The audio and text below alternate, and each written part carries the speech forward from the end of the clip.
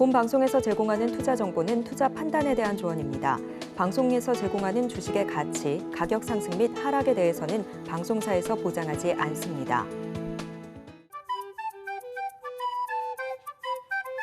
틈새에서 기회를 만들 수 있는 투자시장, 위기를 기회로 아는 만큼 보인다. 주식을 제대로 배워볼 수 있는 13시 투자스쿨 장학생 문다연입니다.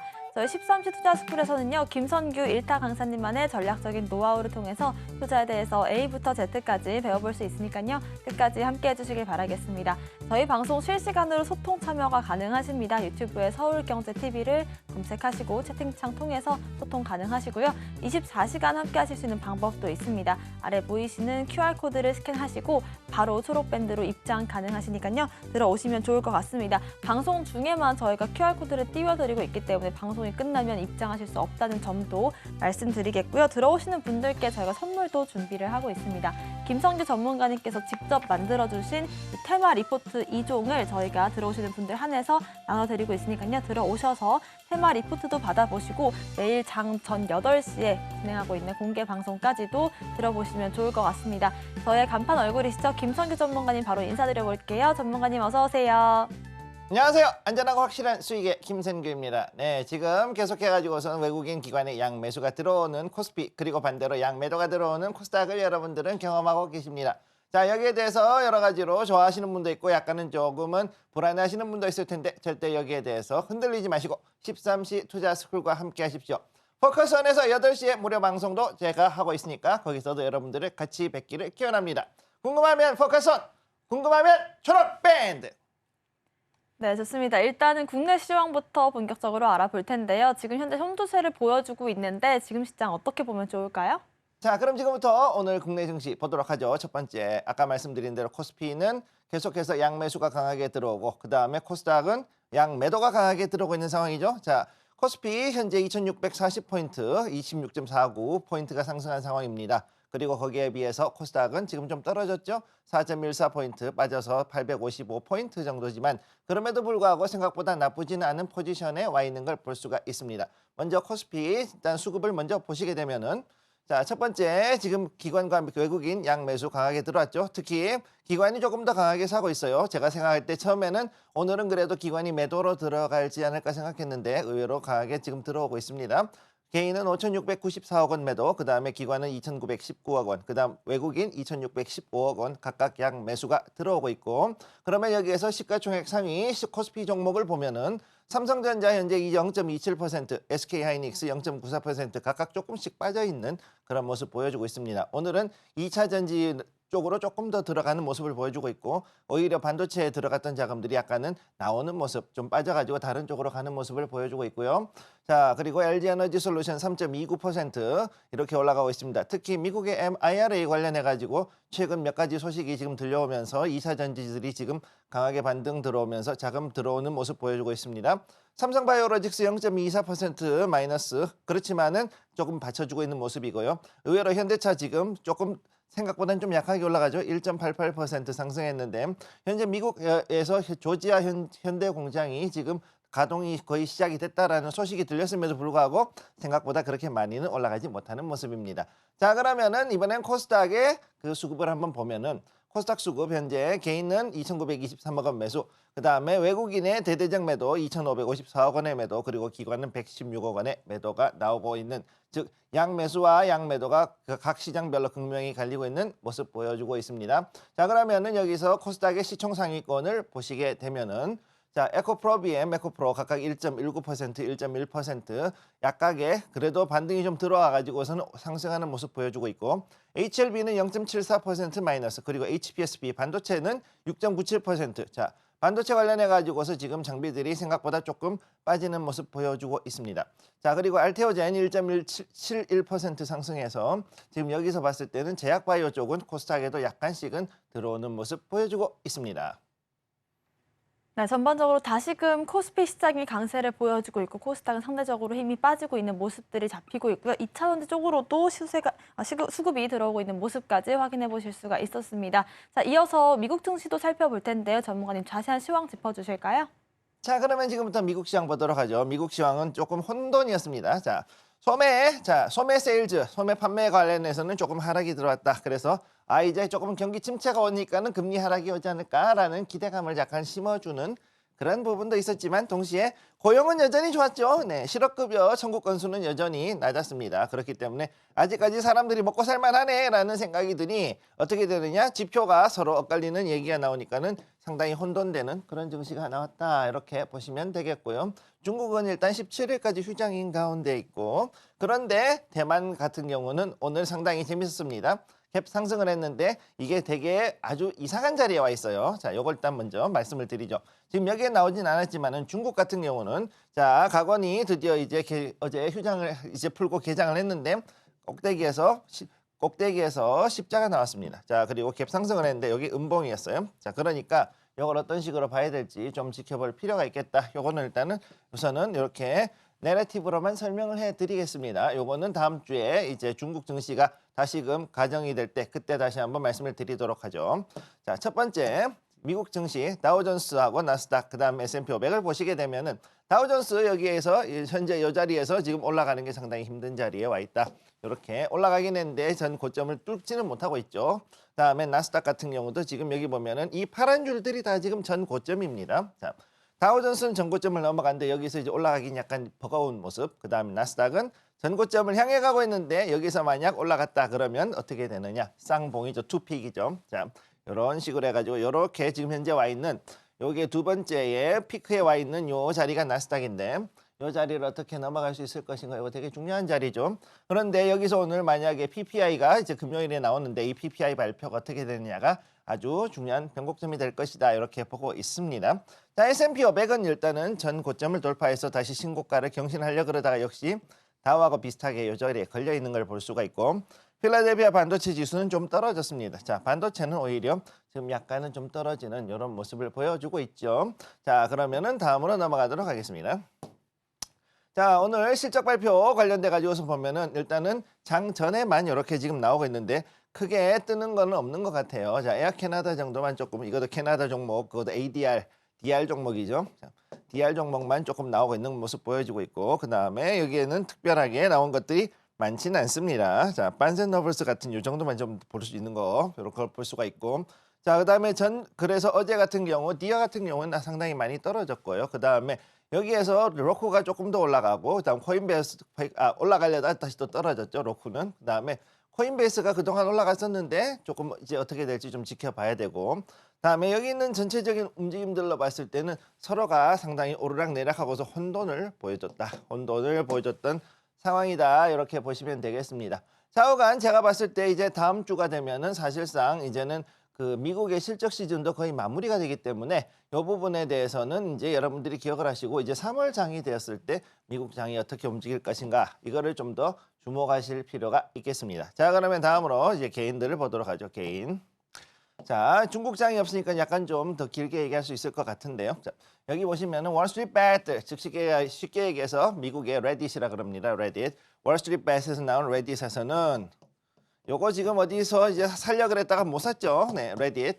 여기서 이제 뭐라 그랬냐? 오늘 코어 PPI. 자, 근원물 PPI가 오늘 우리 시간으로는 저녁 10시 반에 발표가 나죠. 이때에 맞춰가지고 들어간다. 자, PPL, TC 에너지, Vulcan, 그다음에 시네마크, 헬스케어 리얼티 뭐 이런 쭉 이런 회사들이 이제 전부 다 미국의 개인들이 보고 있던 그런 종목인데 특히 여기서 봐야 되는 건 어떤 게 있느냐 특별한 건 많지는 않지만은요 여기에 반스라든가 그다음에 여기 있는 DT 미드스트림 요거는 이제 그 미국의 석유하고 가스 미드스트림으로 해가지고 있는 운송 그다음에 저장하는 그런 회사라고 보시면 되겠습니다.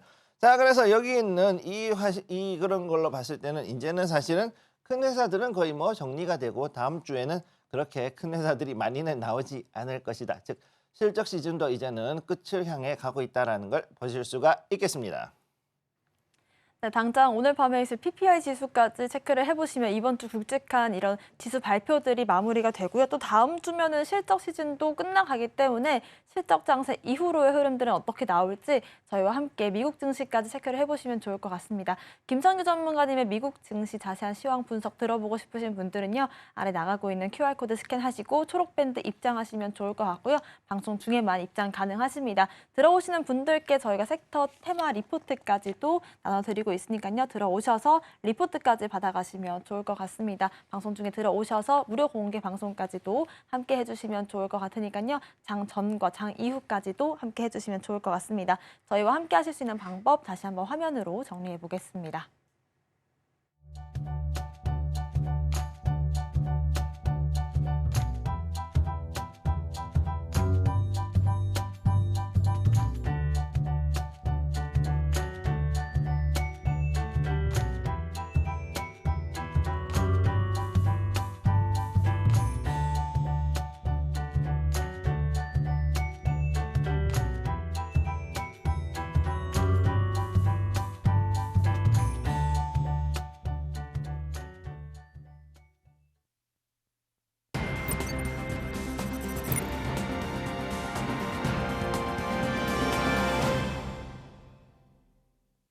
지금부터는 김성기 전문가님과 함께 무엇이든 물어보기 시간을 시작해 보겠습니다. 여러분들께 실시간으로 질문을 받고 있는데요. 유튜브에 서울경제TV를 검색하시고 채팅창 통해서 질문 남겨주셔도 좋고요. 초록밴드 통해서도 저희가 계속해서 질문 받고 있습니다. 아래 보이시는 QR코드를 스캔만 하시면 바로 입장 가능하시고요. 들어오셔서 질문 남겨주시면 바로 답변 드리도록 하겠습니다. 전문가님, 저희가 또 오늘은 배워볼 주제가 스몰캡에 대한 강의를 해주실 것 같은데 맞을까요? 네, 맞습니다. 네, 스몰캡. 자, 그러면은 오늘의 이야기 스몰캡. 자, 안전하고 확실한 수익을 위한 투자 전략 4가지로 해가지고서 요일별로 제가 이렇게 얘기를 해드리고 있죠. 자, 오늘 금요일인데 자, 중요한 거 스몰캡에 대한 이야기를 지금부터 들어갑니다. 자, 좋은 종목을 찾아서 소액으로 중기 투자를 하는 것에 대한 이야기인데 오늘은 이것을 찾는 것도 중요하지만은 여기에 대한 투자에 대해서 기본적인 원칙을 항상 이야기하고 있죠. 거기에 대한 이야기들 지금부터 진행하도록 하겠습니다. 자, 보도록 할게요. 자, 첫 번째 오늘 이야기는 상당히 조금 평소하고는 다른 이야기입니다. 자, 스몰캡 투자는 2번 계좌를 해야 된다. 자, 제가 늘 말씀드렸죠. 뭐라고? 우리가 주식 투자를 하든 투자를 이제 전적으로 이제 어느 정도 직접 자금을 넣고 직접 투자를 하게 된다.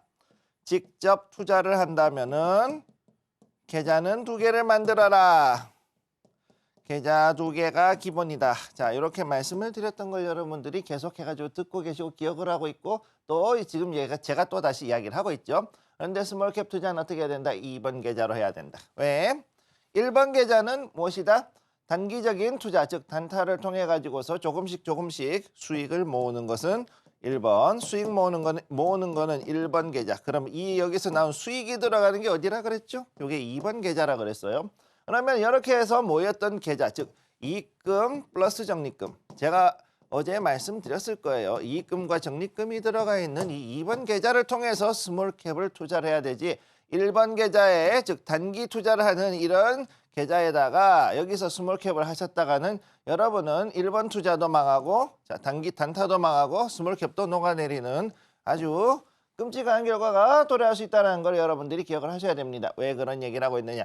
첫째, 성격이 2개가 달라요. 자, 이게 왜 다르냐. 요걸 좀 말씀을 드려야 되는데 자, 요걸 좀 지우겠습니다. 자, 첫 번째 단기 투자는 보통 며칠이다? 3일에서 5일 이내에 끝냅니다. 이내에 정리해요.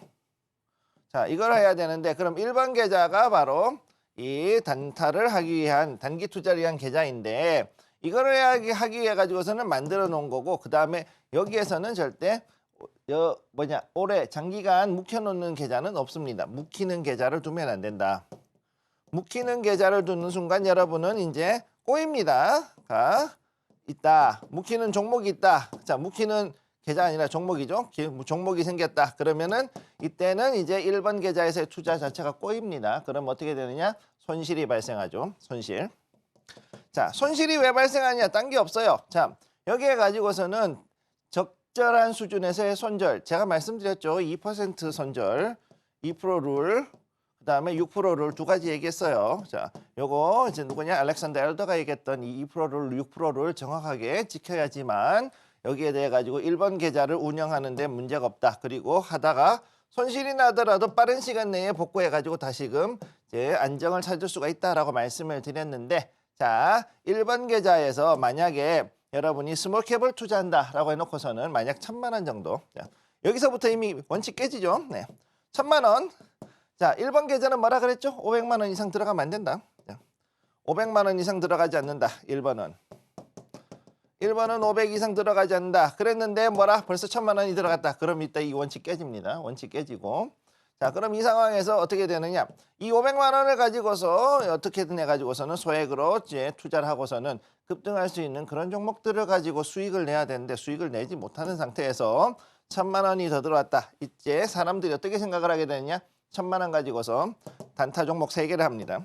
단타 종목 2개를 더 하죠. 그러면 500만 원짜리 단타 종목이 3개가 되는 겁니다. 자, 그러면은 이때부터 해가지고 어떻게 되느냐? 이 계좌는 혼돈의 카오스가 되는 거예요. 그리고 나서 어떻게 되느냐? 여기서부터 여러분의 멘탈이 무너집니다. 멘탈이 무너져요. 아주 나이아가라 폭포같이 쭉쭉 무너집니다.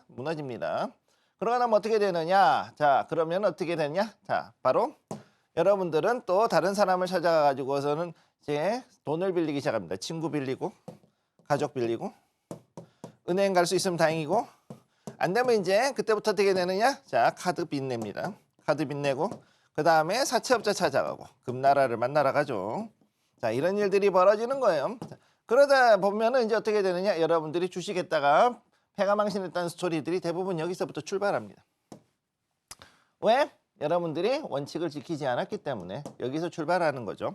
자, 그렇기 때문에 이걸 해결하기 위해서는 뭘 해야 되냐? 무조건 1번 계좌. 자, 무조건 1번 계좌와 2번 계좌를 무조건 살려주는 거. 자, 1번 계좌와 2번 계좌를 살리는 것에 대해서 정확하게 특성을 파악을 하고 그걸 무조건 원칙을 지켜야 된다는 거를 기억을 하시기 바랍니다. 자, 여기에 대한 거 첫 번째. 그래서 무조건 2번 계좌를 한다는 걸 알아야 되고, 두 번째. 1번 계좌에서 자, 스몰캡을 투자하면 위험을 하다. 자, 이거에 대한 것들 두 가지가 바로 여기에서 얘기가 나오는 거예요. 자, 2번 계좌를 해가지고 해놨을 때 장점은 뭐냐? 자, 그러면 스몰캡 투자를 할 때 왜 2번 계좌를 해야 되는가? 그리고 1번 계좌에서 이걸 하면 안 된다는 거 두 가지가 여기에서 오늘 제가 한꺼번에 얘기를 했는데, 제일 큰 이유는 뭐냐? 2번 계좌를 넣어놓으면 일단은 묻어둔다. 묻어두는 계좌잖아요. 예. 왜? 여기에는 이익금이 들어가 있고 적립금이 들어가 있고 그 다음 뭐냐? 장투할 수 있는 장투 종목이 들어갑니다. 자, 무슨 얘기냐? 단기 투자 종목과 장기 투자 종목을 단기 투자하고 단타라 그러죠. 단타와 장타를 완전히 계좌를 구분을 해야 된다는 얘기예요. 구분을 해야지만 그래야만 여러분들이 각각에 대해서 실수를 하지 않는다. 자, 그래서 장투로 갔을 때 중요한 건 뭐냐? 여기에는 단기 자금은 들어갈 수 없어요. 단기 자금 안 돼요. 자금이 안 된다.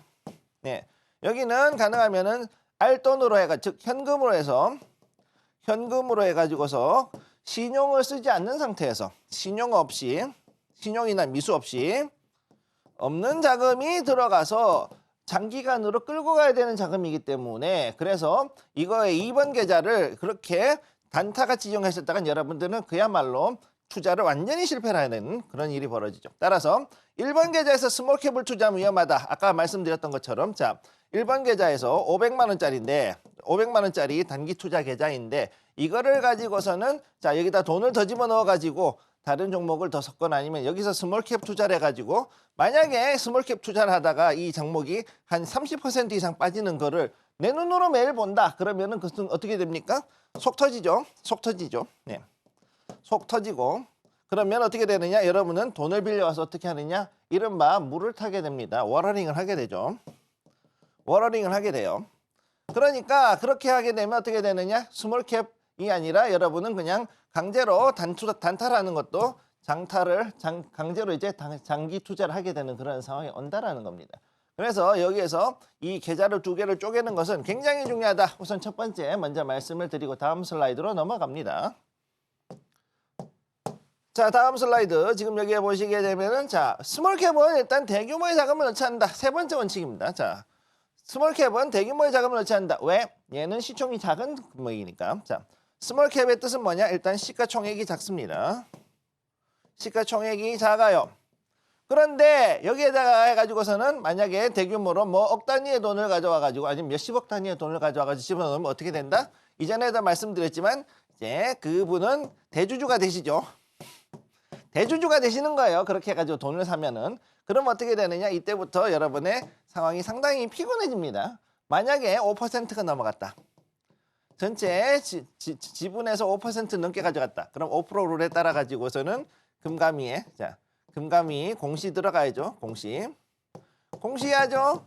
분기별로 또 해가지고 해야죠. 한 주만 팔아도 또 이것도 신고해야 돼요. 아주 피곤해집니다. 예.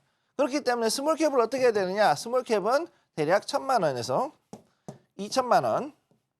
이 정도의 자금만 가지고서 이거를 가지고서 어떻게 되냐. 50에서 100%까지. 뭐 작게는 30% 이 정도까지 해가지고서 이렇게 먹는 거를 기본으로 해서 가는 것을 목적으로 해야지.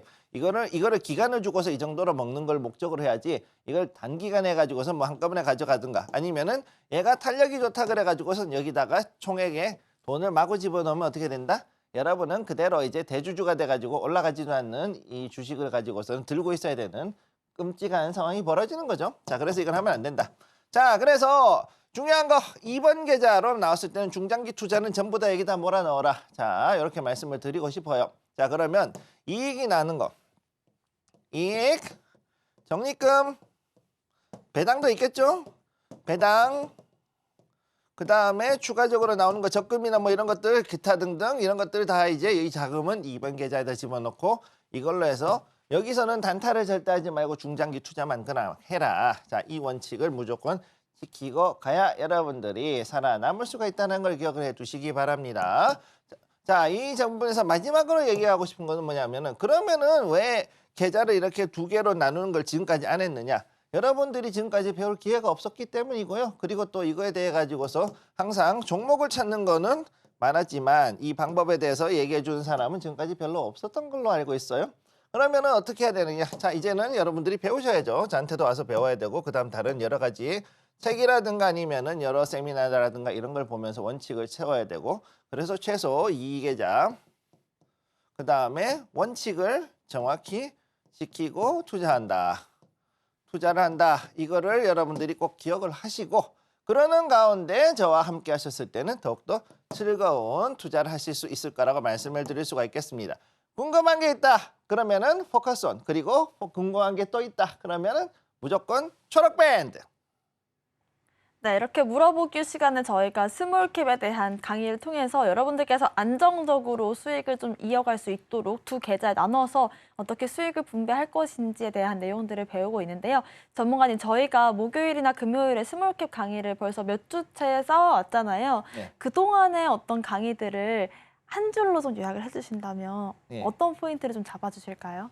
나의 현재 상황을 정확히 알고 투자하자. 네. 그게 결론이 되겠습니다. 네. 그렇습니다. 원칙을 잘 세워서 그 원칙에서 나는 어떤 위치에 있는지를 좀 체크를 해보시는 게 정말 스몰캡에 있어서 안정적이고 성공적인 투자로 이어지지 않을까라는 생각이 드는 것 같고요. 자세한 강의들은 초록밴드 통해서 여러분들 추가적으로 들어보실 수 있다는 점도 말씀드리면서 초록밴드 QR코드 같은 경우는 저희가 방송 중에만 띄워드리고 있으니까요. 들어오시면 좋을 것 같습니다.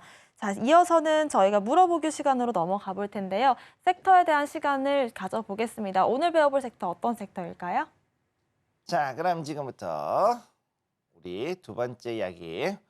미국 반도체. 자, 반도체는 반도체인데 미국 반도체에 대한 이야기. 이거를 지금부터 진행합니다. 중요한 거. 미국 반도체는 우리나라하고 뭔가 다를 것 같죠? 근데 별로 다른 거 없어요. 똑같아요. 네. 그리고 더 중요한 건 미국 반도체는 굉장히 우리 생각하는 것보다도 분야가 넓고 깊고 그리고 역사도 생각보다 오래된 그런 종목이라는 거를 그리고 그런 분야라는 것을 정확히 알고 그러고선 이야기를 하면 되겠습니다. 자, 그럼 지금부터 이 미국 반도체에 대한 이야기를 해보도록 하죠. 자, 첫 번째 이야기입니다. 원천 기술부터 해서 최첨단 반도체까지 전부 다 들고 있는 것이 바로 이 미국의 반도체 섹터라고 말씀을 드릴 수가 있는데 첫 번째 요거에 대한 이야기부터 해보도록 하죠. 자, 미국이 지금까지 해가지고서는 반도체 기술을 끌게 올 수 있었던 것은 무엇이냐면은 2차 대전 이후에 여기에 대해 가지고서는 엄청난 기술 발전이 있었습니다. 자, 독일에서 온 수많은 기술자들, 그 다음에 또 그 전에 있던 그 소련이었죠. 소련 시절에 러시아 기술자들 그런 데서부터 해가지고 서로 기술을 가지고서 싸웠던 냉전 시대의 스파이전이었었죠. 스파이전으로 해서부터 나왔던 이 원천 기술로부터 이제는 최첨단 반도체까지 이렇게 올라오는 분야가 나왔다. 그런데 여기에다 원천 기술에 대한 거는 뭐였느냐? 자, 여러 이론들이 나왔었죠. 이 이론들을 대학교에서 제공을 받았고 그리고 나가지고서 이걸 가지고서 대량 생산하는 기반을 만들고 나서부터 이제 원천 기술들이 이제 하나하나 발전해서 70년대, 80년대, 90년대 그리고 2000년대 이후까지 해가지고 쭉 반도체들이 바뀌었습니다. 자, 그래서 대부분의 경우는 90년대 이후에는 삼성전자를 비롯해가지고서는 동양권에 있는 국가들이 전부 다 반도체를 쥐고 흔들었다라고 생각하시는 분들이 계시는데 그럼에도 불구하고 원천지 기술은 기본적으로 미국이 다 가지고 있었죠. 그러다 보니 미국에 대해 가지고 기본적인 로열티 혹은 라이선스를 주고서는 반드시 팔아야만 했고 실제로 그것으로도 그래서 어떻게 되냐 우리가 반도체를 많이 팔면 팔수록 미국에도 갖다 드리는 우리의 로열티라든가 아니면은 라이선스는 상당히 그 비용도 역시 같이 커진다는 것도 있다는 겁니다. 자, 두 번째 중요한 건 너드들이 만들어낸 미국 기술의 최고봉. 자, 너드.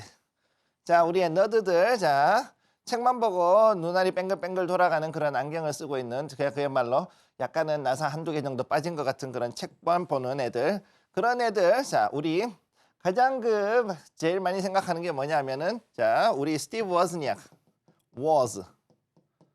자, 워즈니악. 이 애플에서 나온 애플을 만들었던 그 사람이죠. 굉장히 유명한 사람인데 잘 모르시는 분들도 있는데 이 워즈가 거의 뭐 너드의 거의 대명사라고 보시면 돼요. 그리고 실제로도 이 전자공학 하는 사람들한테는 굉장히 거의 신급으로 추앙을 받는데 이 너드 같은 이 워즈니악 그리고 여기에 있던 다른 사람들이 하드웨어를 기반으로 먼저 만들고 난 다음에 소프트웨어를 만들었죠. 자, 하드웨어가 먼저 기반이 잡히고 난 다음에 소프트웨어를 따라가는 것이 일반적인 IT 기술이고 또 거기에 맞춰 가지고서 또 여러 가지가 일어나곤 합니다. 자, 그랬는데 자, 그렇게 됐죠. 자, 그런데 여기에서 현재 미국의 너드들은 여기서 어떻게 됐느냐? 자, 이 미국 기술이 이제는 여기 이 70년대 이후에 일단 컴퓨터가 특히 이제 대형으로 해가지고선 거의 건물 사이즈였던 것들이 이제 줄어들었어요. 그러고 나가지고서는 앞으로 미국 기술은 더욱더 커졌고 그리고 나서 이것들이 어떻게 됐느냐 미국은 이제 메모리부터 해서 차량 전장 그다음에 비메모리 이제는 AI 칩까지 해가지고서 이렇게 쭉쭉 더욱더 발전하고 변화해왔던 그런 상황들이 나올 수 있는 거죠. 자, 그렇기 때문에 여기서 이 내용들을 보면은 메모리라든가 차량 전장 부문은 사실은 우리가 알고 있던 것과 다르게 처음에 인텔이 처음에 만들었어요. 자, 메모리 같은 경우는 처음에 인텔이 만들었어요. 이거는. 자, 그래서 우리가 생각했던 것과는 다르게 지금이야 CPU 만드는 회사고 또 GPU라든가 이런 걸 만들기 때문에 많이 이상한데 라고 생각할 수 있지만 원래는 인텔은 메모리 만들던 회사였습니다. 자, 그리고 난 다음에 그 당시에 8비트 Z80 계열의 그런 그 8비트 CPU에서부터 16비트로 넘어오고 즉 이제 X86이라 그러죠. 인텔이 X86 쪽으로 넘어가면서 메모리를 누구한테 넘기느냐? 바로 일본하고 삼성전자한테 넘기고 그러고서는 어떻게 했냐? 우리는 CPU 개발에 주력할게 라고 하게 되는 거예요. 그래가지고서는 이제 여기서부터 이제 메모리는 이제 우리나라가 맡게 되는 거고 그 이후에 비메모리와 차량 전장 쪽이 이제 또 뜨게 되는 거죠. 그런 것들을 이제 가면서 그리고 시스템 반도체들이 이제 나오면서 그리고 또 다른 것은 뭐냐? 가전이 발달하고 사물 인터넷이 발달하게 되면서 거기에 따른 시스템 메모리, 그 다음에 이제 칩이죠. 시스템 반도체, 그 다음에 지금은 GPU를 이용한 AI 칩까지 해가지고 같이 움직이게 되었다. 이런 거를 보시면 되겠습니다. 자, 그래서 지금 여기에서 보면 웃기는 게 이 미국의 반도체 섹터에서의 특징은 뭐냐면 죄다 팹리스, 한마디로 설계만 하는 애들. 예. 설계하는 애들만 잔뜩 있어요. 보면은. 자, 일단은 인텔, AMD, 엔비디아, 그 다음에 또 뭐가 있느냐?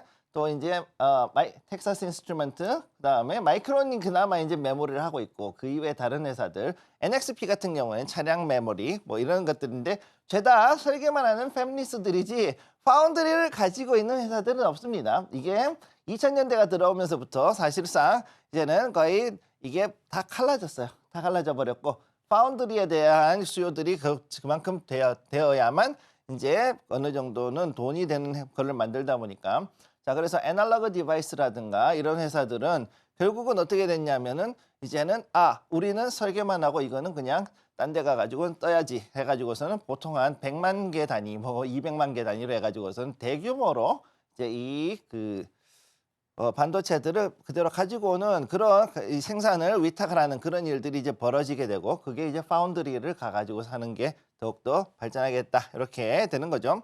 그렇기 때문에 설계하는 회사들만 끌어모으더라도 사실은 이게 좀 꽤 커요. 자, 그런데 여기서 이제 여기서부터 이슈를 보시게 되면은 동양 국가들은 사실은 2나노 기술을 했다 이런 얘기 나오니까 이제 황당한 거죠. 처음에는 뭐라 그랬냐면 인텔이 1990년도가 낮아서 메모리를 철수하면서 뭐라 그랬냐. 반도체 기술에서는 10나노 미만까지는 필요 없다. 10나노 미만의 기술은 다 필요 없다 그랬었어요. 그랬는데 여기서 계속 발전해가지고 7나노 기술, 5나노 기술, 3나노, 이제는 2나노 기술까지 나오니까 이거 어떻게 된 거지? 라고 하고선 전부 다 지금 놀라고 있는 상황이다. 자, 그러니까 이걸 어떻게 되느냐? 따라가야 되는데 따라가려 그러니까 이미 한참 벌어진 상황이죠. 미국 같은 입장에서. 그러니까 어떻게 해야 되느냐? 야, 니네 여기다 공장 지어. 우리나라에다 공장 짓고 우리 좀 교육 좀 시켜야겠다라고 해서 지금 그렇게 가는 게 삼성전자, SK 하이닉스 메모리 공장이 지금 이제 미국으로 가는 거다. 이렇게 보시면 되고. 자, 그다음 두 번째. 설계만 하면 뭘 하냐고요? 이게 파운드리가 돌아가야지. 자, 무슨 얘기냐? 지금 여러 가지로 시스템 반도체부터 시작해가지고서는 GPU 칩이라든가 아니면 AI 칩이라든가 아니면은 또 여러 가지로 필요한 여러 그 장비들이 있는데 거기에 들어가는 수많은 칩들은 수요가 넘쳐나요, 지금. 그런데 문제는 뭐냐? 파운드리가 과포화 상태. 예, 파운드리는 파화 상태. 자, 완전히 지금 꽉꽉 차가지고서는 뭘 만들어야 될지도 몰라요. 그리고 그러다가 이제 기계가 만약에 과열됐다 그러면은 뭐 노광 장비 같은 게 갑자기 터져 나갔어요 이러면은 갑자기 또 출장비 받고서는 사람들 튀어가서 그것도 고치느라고 바쁘고 그러면 또 이제 딜레이 되고 이런 일들이 종종 벌어지는 거죠. 그러니까 이게 바로 그 파운드리가 얼마나 늘어난게가 중요하다 이렇게 돼버렸고 그래서 전 세계가 지금 파운드리 경쟁을 하는 가장 큰 이유는 바로 그런 부분이 있다는 걸 기억을 하셔야 되고요. 자, 세 번째로 중국과 반도체 전쟁을 이제 들어갔죠. 중국이 중국 제조 2025를 만들었는 얘기를 했다가 완전히 미중 분쟁이 일어나고 나서는 완전히 이걸 철수를 시켰죠. 그랬음에도 불구하고 현재 중국에 대해 가지고 7나노 미만의 반도체 장비는 들어가지 못한다. 그렇게 해놨는데 어떻게든 어거지로 해서 7나노짜리를 만들고 지금 이제 5나노 반도체를 만들려고 하고 있습니다. 자, 그런 상황에서 지금 보면은 자, 여기에서 지금 중국과 반도체 전쟁을 하고 있는 미국의 입장에서 가장 큰 문제는 뭐냐? 최첨단 기술, 특히 이제 AI 칩이라든가 아니면은 그래픽 카드 관련된 걸 보면은 중국계가 다수예요. 자, 엔비디아, 자, 그것도 대만계, 그다음 하고 엮여 있죠. 그다음에 AMD도 역시 엮여 있고. 그리고 그 위에도 수많은 파운드리 같은 경우 상당수가 또 중국이랑 엮여 있고 하다 보니까 이 중국과의 반도체 전쟁에서 지금 미국은 파운드리가 굉장히 급한 상황에 되어 있다. 이걸 지금 보셔야 되는 거죠. 자, 이런 걸로 봤을 때 일단 여러 가지 힘든 것들은 있겠지만 어쨌든 간에 미국의 미래 동력을 책임지는 섹터로서 이 미국의 반도체 섹터, 정확히 얘기하면 미국의 팹리스라고 봐야 되는데 이 설계 섹터는 앞으로도 상당히 중요한 거라고 볼 수가 있습니다. 자, 그럼 마지막으로 차트를 한번 보도록 하죠. 이건 얘기가 조금 길어져요. 자, 엔비디아, 여러분들이 좋아하는 엔비디아 차트, 예, 이거 처음 보셨을 거예요, 이거. 자, 이 엔비디아 차트를 지금부터 얘기를 할 건데, 자, 엔비디아는 지금부터 보시게 되면은 이전에 2019년도부터 해가지고 봤을 때 쫙 해가지고서 올라가다 여기서 액분 한번 하고, 그러고서는 자, 여기 올라가다 액분 한번 하고서는 이렇게 해가지고 굉장히 큰 원년 바닥을 형성했죠. 제 전형적인 아름다운 자, 상승 추세를 지금 만들어 갖고 특히나 작년 같은 경우에 바로 이 여기서부터 해가지고서 자 여기 이 점을 기점으로 해가지고 즉 작년 1월이죠. 작년 1월을 기점으로 해가지고 AI 관련되어 있는 여러 가지들이 올라가기 시작하면서 그리고 GPI가 이제는 어느 정도 튀어오르면서 여기서 한번 크게 뛰어오르고 여기서 뛰어오르고 그러고서 이제 수직 상승을 하는 이런 모습을 지금 보여줬습니다. 자, 그러면은 이것이 왜 이런 일이 벌어졌느냐 그랬을 때 엔비디아가 일단은 우리 젠슨 황이죠. 황 사장님이 제가 맨날 황 사장이라 그럽니다. 이 황 사장님이 영업을 너무 잘했어요. 아무튼 그래가지고 이게 되게 잘 올라가는 부분이 있고 그리고 이 젠슨 황이 어떤 게 있느냐 하면은 보통 라스베이거스나 이런 데 CES 가가지고서 아니면은 중간에 컴퓨터 익스비션 같은 데 가면은 뭐라 그러냐 굉장히 그 희망을 많이 불어넣어줍니다. 이런 일들이 벌어질 거다. 저런 일이 벌어질 거다. 자, 이제 해가지고서는 AI 칩을 이렇게 개발했으니까 우리의 세상은 이렇게 바뀔 것이다. 이렇게 해가지고서는 굉장히 그 주식 투자자들에게는 환상을 심어 넣어주고 이로 인해 가지고 투자를 받는데 달인이었단 말이죠. 그러다 보니까 여기에 대해 가지고서는 특히 이제 작년하고 올해 들어와 가지고서 특히나 이렇게 해가지고서 강하게 땡겨 올리는 이런 거를 만들 수가 있었는데 엔비디아의 가장 고질이 뭐냐? 여러분 웃기신 얘기지만 하나 더 얘기하자면은 엔비디아는 애플하고는 절대 못합니다. 네. 애플이 옛날에 엔비디아 믿었다가 한번 된통되었던 적이 있어가지고 그 뒤로는 애플에서는 엔비디아의 칩이라든가 카드를 절대 안 씁니다. 예. 한번 썼다가 스티브 잡스가 살아있을 때 그것도 잡스가 살아있을 때 그렇게 해가지고 한번 된통되었던 적이 있기 때문에 이건 절대 일어날 수가 없는 거고 그렇기 때문에 앞으로는 어떻게 되느냐 지금 현재 오픈 AI하고 지금 엔비디아 사이가 안 좋다라는 거 그것 때문에도 이 주가는 상당히 위험한 자리에 있다는 걸 첫째 기억을 해 두시고요. 첫째로 다음 두 번째로 위험한 거는 뭐냐면은 앞으로 요것을 봤을 때는 여기에 경쟁사인데 상대가 이제 나올 건데 주로 어디가 나오느냐 AMD도 나오지만은 삼성전자 그 다음에 아마존 얘네들이 또 AI 칩 부분에 대해 가지고 또 다른 경쟁을 할 거라는 거 이거를 기억을 해 두시기 바랍니다. 또 궁금한 게 있다. 궁금하면 초록밴드.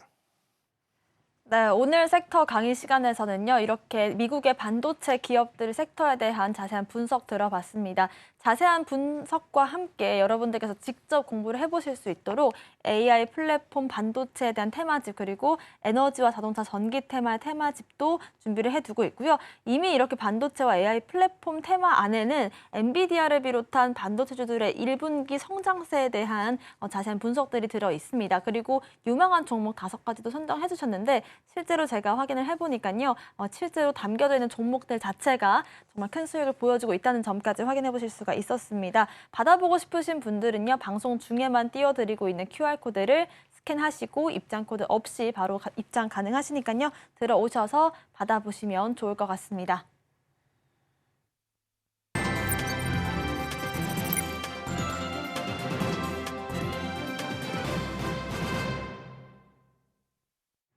네, 지금부터는 김성규 전문가님과 함께 히든 종목도 알아볼 거고요. 수익률 어떻게 하면 극대화시킬 수 있을지 그 비법들도 배워보겠습니다. 먼저 수익률 탑5 화면으로 만나보겠습니다. 김성규 전문가님의 수익률 탑5 종목들입니다. 2월 14일 엊그제 공략했던 종목이자 덕산 테크피아가 이틀 만에 19%가량의 놀라운 수익률을 보여주고 있습니다. 디스플레이 OLED 관련주였고요. 1월 8일 공략했던 성우하이텍 자동차 부품주였습니다. 오늘도 상승세 이어가면서 20% 넘는 수익률 만들어주고 있고요.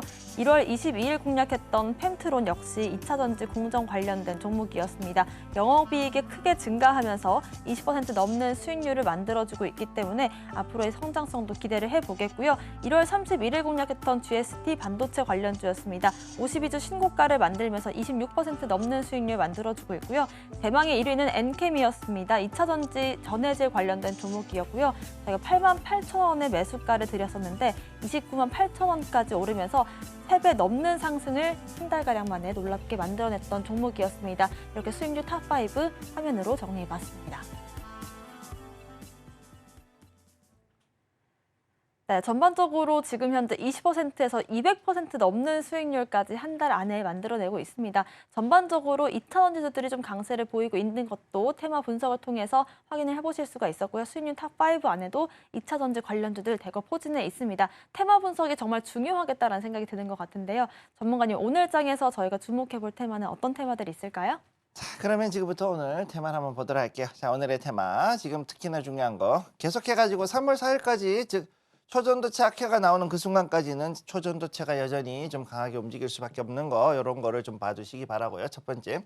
그리고 오늘 지금 오전까지 해가지고 1시까지는 자동차 부품 관련주들 특히 자율주행 관련주들 그리고 현대차 관련주들이 많이 나오고 있는데 특히나 이게 왜 나왔느냐 하면은 현대자동차가 지금 이제 조지아 공장 조지아 공장이 이제 곧 이제 거의 완성이 됐고 이제 움직인다 이런 얘기가 지금 나오기 시작하면서 자동차 부품들 수혜주들이 나오고 있습니다. 그중에서 특히 어떤 종목이 있느냐? IRA를 따라가기 위해 가지고서 미국에다가 공장을 짓거나 아니면은 거기에다가 이제 여러 가지 그 지원을 해주는 그런 회사들은 이제 수혜주로 즉 IRA 중에서도 조지아 공장 관련 종목을 해서 엮였던 종목들이 오늘 강하게 올라간 모습을 볼 수가 있고요. 자, 그 다음에 2차 전지 쪽으로 해가지고 특히 이제 다시금 자금이 들어오고 있는데 이제 IRA 관련된 것들. 자, 이거는 전부 다 뭐냐면은 이 자동차 부품하고 자 2차 전지 두 개 특징이 뭐냐 미국의 IRA 즉 인플레이션 감축법에 따라 가지고서 여기에 이제 어느 정도 수혜를 받을 수 있는 종목들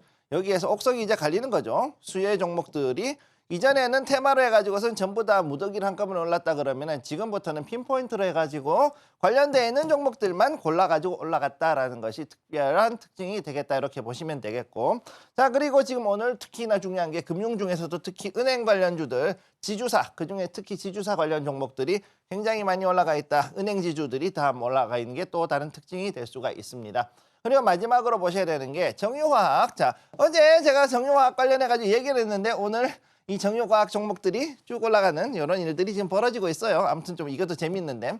그래서 정유화학도 지금 현재 무슨 일이 있냐면은 미국의 그 전체적인 그 석유의 수급, 정확히 얘기해서 석유 재고가 올라가긴 했지만 그럼에도 불구하고 앞으로 내년까지 됐을 때는 이 수급이 생각보다 좋지 않을 수도 있다라는 조금 암울한 전망이 나오고 있죠. 그런 가운데 지금 문제는 뭐냐면은 그럼 전기차라든가 다른 신재생 에너지가 얼마나 대체를 해주느냐가 가장 큰 포인트가 되는데 그게 안 되고 있다 보니까 여기 자연스럽게 정유화학 관련된 종목들이 올라갈 수밖에 없는 상황에 와 있다. 이렇게 보시면 되겠습니다. 자, 그래서 오늘 종목 3가지 가져왔는데요. 자, 우리산업홀딩스, 그 다음에 인성정보, 그리고 텔레칩스 이렇게 3가지 종목을 제가 가지고 와서 보게 되었습니다. 자, 그러면 지금부터 이걸 한번 보도록 하죠. 자, 그러면은 여기에 있는 종목 첫 번째, 우리산업홀딩스. 자, 우리산업홀딩스는 자, 장 초반에 상한가까지 갔던 적이 있어요. 자, 현대차 조지아 공장 가동을 했는데 여기에 대해 가지고서는 수혜주가 됐는데 얘네들 같은 경우 우리산업홀딩스 같은 경우는 이제 여기에 미국에다가 자체적으로 아주 지원을 엄청나게 많이 했어요. 여기에다가 지원을 하겠다. 이 공장에 대한 지원을 하겠다. 그리고 이 공장에서 부품 만드는 부분에 대해서 자신들이 기술 제공하고 그다음에 여러 가지로 지원을 하겠다. 자금 지원까지 하겠다라고 하니까 수혜주로 자, 여기에서 보조금 받죠. 보조금 받으면서 수혜를 받고 그러니까 이것 때문에 상한가까지 한번 장 초반에 올라갔던 그런 종목이 되겠습니다. 자, 그리고 재밌는 건 뭐냐면은 요거에서는 조금하게 이런 식으로 해가지고선 아주 찔끔찔끔이지만 이렇게 중간중간 이렇게 딱딱 들어오는 이런 수급들이 있다는 거. 자, 그러면 이건 무슨 뜻이냐? 지금 당장은 아니라 할지라도 어느 순간이 되면 한꺼번에 쭉 하고 당겨 올릴 수 있는, 그리고 여기에 이렇게 들어온 것들은 다 뭐냐면은 전부 다 실제적인 거래량이에요. 실제적인 실수요에 따라 가지고서, 즉 이 주식을 무조건 가지고 있어야 되는, 어떻게 보면은 이제 그 오너 가문이라든가 아니면 대주주가 여기에 대해 가지고서 어느 정도 행사하는 그런 부분들도 있기 때문에 이런 것들 잘 지켜보실 필요가 있다. 자, 그래서 바닥인데 여기에서 점상으로 올라갔는데 요거에서 떨어졌을 겁니다. 자, 그렇지만 이 자리에서 충분히 더 올라갈 수 있는 포지션에 있다는 거 기억을 해 두시고 다음으로 넘어갑니다. 인성정보. 두 번째 정보는 인성정보. 자, 요거 정부의 비대면 진료 확대 소식. 이거는 정부 정책주죠. 우리나라 정부 정책주로 보고 있는데 우리나라 정부의 비대면 진료 법이 통과가 되고 나서 거기에 관련해 가지고서 앞으로 좀 더 확실하게 올리겠다라는 좀 더 구체적인 계획이 나왔죠. 구체적인 정책이 나왔어요. 정책이 나오고 났더니 여기에 관련돼 있는 종목들이 관련해 가지고 다 이제 튀어 올랐는데 그중에 인성정보가 상당히 많이 올라간 모습을 오늘 보여주고 있습니다.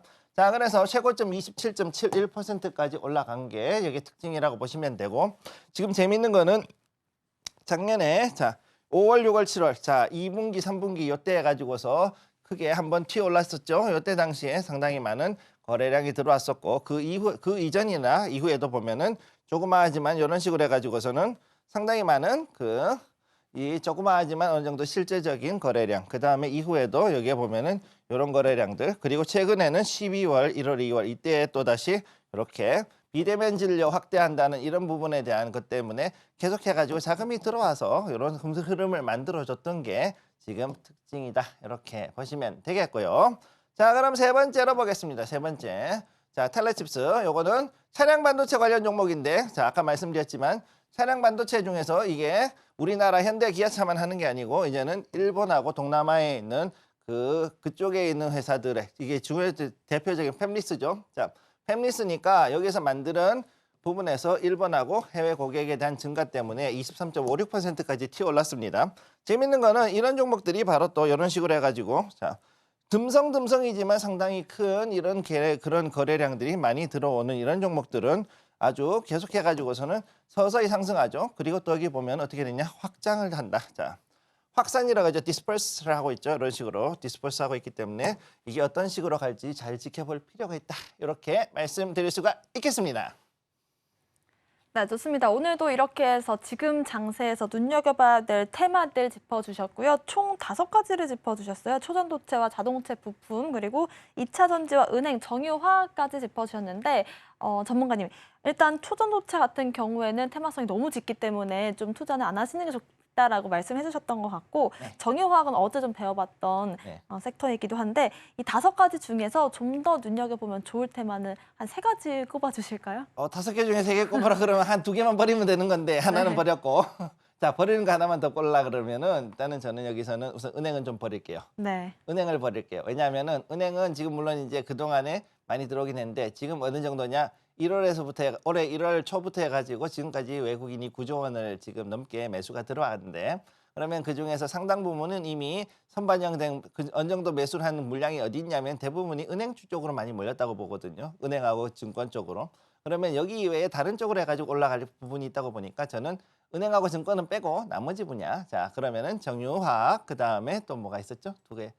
그다음에 2차 전지와 2차 전지, 자동차 정유화학 부품. 2차 전지 그리고 자동차 자동차 부품까지요? 부품. 예, 요 3가지는 앞으로 좀 더 들어올 수 있다. 이렇게 보시면 되겠습니다.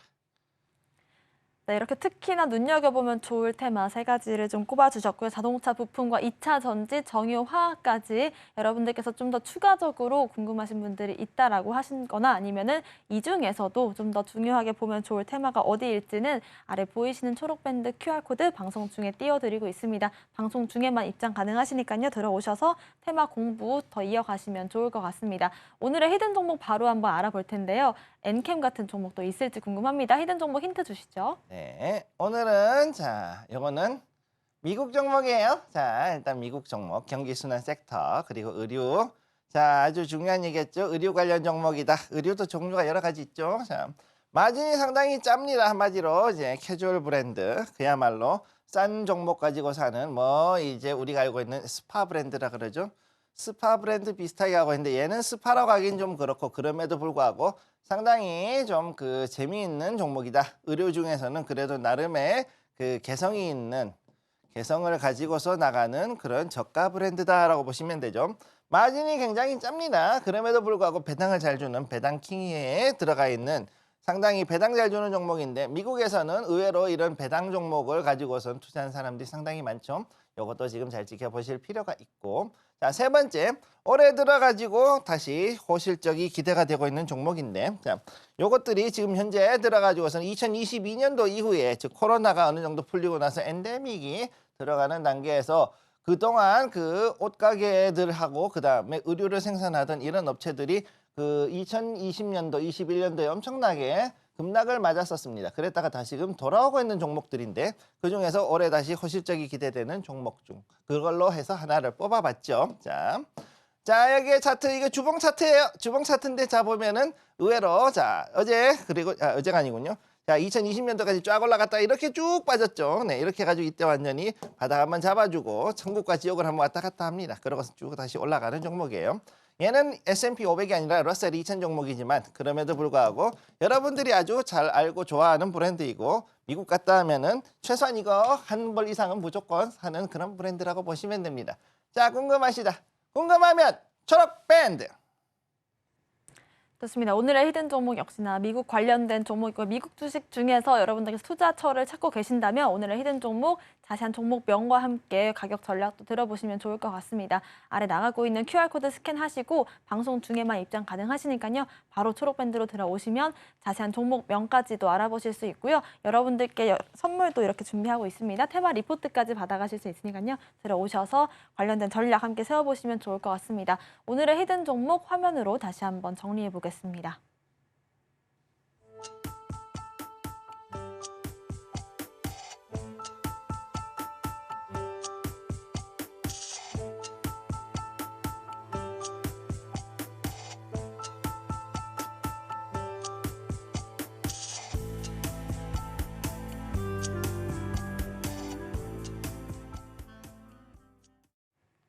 네, 저희와 함께 하실 수 있는 방법까지 화면으로 정리를 해봤고요. 들어오시는 분들 한해서 저희가 장 전에 무료 공개 방송도 진행을 하고 있습니다. 오전 8시에 오늘장을 대비를 하면서 어떤 전략 세워보면 좋을지 궁금하신 분들은요. 김성유 전문가님의 초록밴드 아래 보이시는 QR코드 스캔하시고 방송 중에 입장하시면 들어보실 수 있을 것 같습니다. 오늘 방송의 핵심 내용 화면으로 정리해보겠습니다. 13시 투자스쿨 오늘의 핵심 정리입니다. 오늘 물어보기 시간에서는 미국의 반도체주들 알아봤고요. 투전도체와 자동차 부품, 2차 전지와 은행, 정유화학까지 오늘의 테마로 선정을 해봤습니다. 오늘의 히든 종목은 미국 주식이고요. 의료 관련된 종목입니다. 자세한 종목명과 가격 전략은 초록밴드 통해서 확인 가능하십니다. 저희가 방송 중에 드리는 정보는 전문가님의 조언일 뿐입니다. 참고만 하시길 바라겠고요. 서울경제TV와 서울경제신문을 사칭한 피해도 조심하시길 바라겠습니다. 오늘 저희가 준비한 소식은 여기까지입니다. 시청자 여러분 고맙습니다.